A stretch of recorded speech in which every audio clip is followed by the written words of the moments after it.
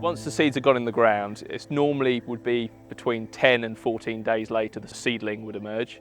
And once it's emerged, you've got a period of time between kind of November and late February when you're really just looking after the crop and making sure that it's stable, making sure that there aren't pests trying to eat it or spread diseases in it.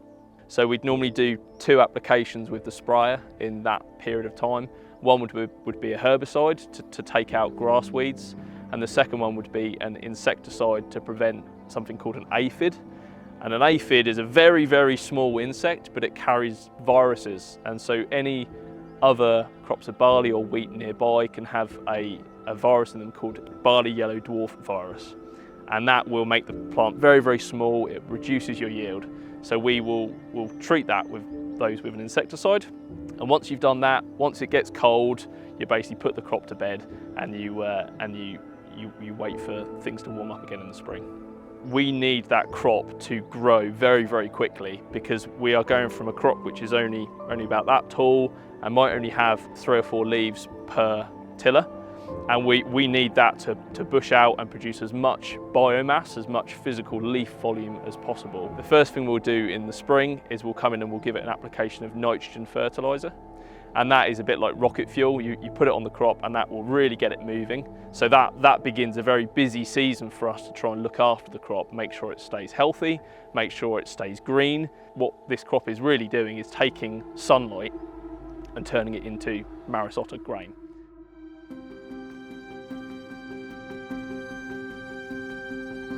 It was the mainstay of the British brewing industry through the 60s into the 70s and well into the 80s. But then it was starting to show its age. It was being superseded indeed by some of its own offspring, and we're continuing to malt it because it's got a very strong following from the global brewing industry. Our brewing customers find that there is a taste difference with beers brewed with Maris Otter. It's also very forgiving in the brewery, so it's quite easy to work with. It doesn't cause any problems through the brewery.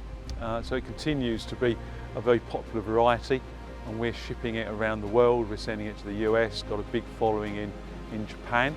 And we've got growers who have grown Maris Otter since the day it was introduced. So their grandfathers have grown it, their fathers, and now they're growing it. There is this difference in taste, and you can taste it in the beers. We've done some academic work looking at flavour compounds in different barley varieties, and there is a difference in the compounds which are present in Maris Otter now. And I think you only need to look at some of the best beers that are brewed with Otter. You'll see they're best-selling beers. So the consumer likes it as well. So as it stands now, we're here at the beginning of June, and we've got this crop of Maris Otter that has sort of done as much growing in terms of height and length as it's going to do. And what we really need now is plenty of sunshine. We've kind of done as much as we can do. The crop has grown and produced everything it's going to produce in terms of volume. We just need it to now grow and get bigger and swell. So as we stand now, we've got about 8 weeks before we're going to be getting very, very busy, and we're going to be in here with a combine. The size of the grain, the amount of nitrogen in the grain, and the yield of the crop will be up to the specification that the end user is going to want.